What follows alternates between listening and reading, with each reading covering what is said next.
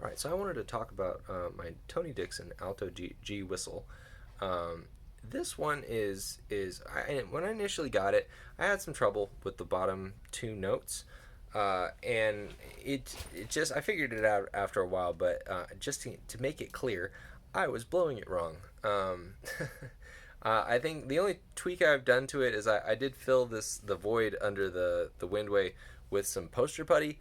I really don't think it makes a huge difference. Maybe firms up the tone a little bit, but anytime I've done that, the poster putty, blue tack, sticky tack tweak, it really I don't really notice a huge difference. It's very subtle, in my experience.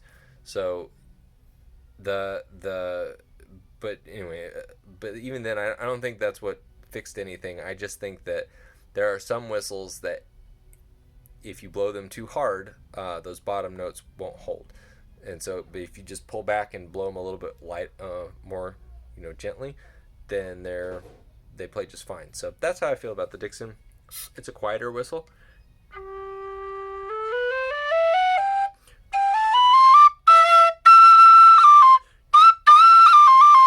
So this one, yeah, I have this. Some whistles will do this also if you have that bottom hold covered.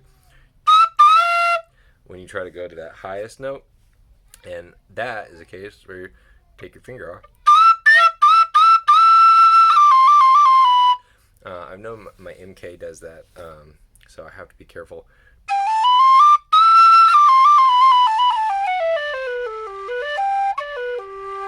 Um, so anyway, I don't think that's a defect, but it is something to be aware of.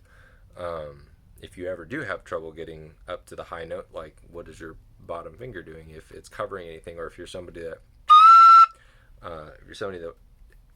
leaves your hand fingers over here, maybe try it.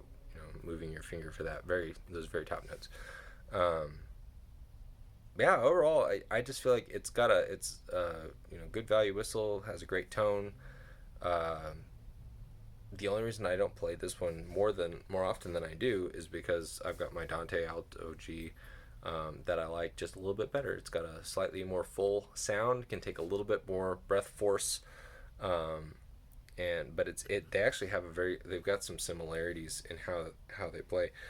One thing to note, if it matters to you, is that my Dante, if you look at those bottom two holes versus the Dixon bottom two holes, there's a significant difference. The Dixon has smaller holes overall, and I can very comfortably play it with my fingertips, whereas the Dante, I pretty reliably just switch over to the Piper's grip. So there's some advantages to having this larger hole.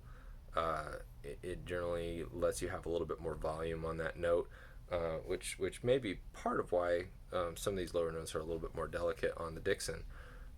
But it does really make it, for me, it's more comfortable to play it with a pirate grip. I can play it with my fingertips, but it feels a little bit more like I've got more tension in my hands.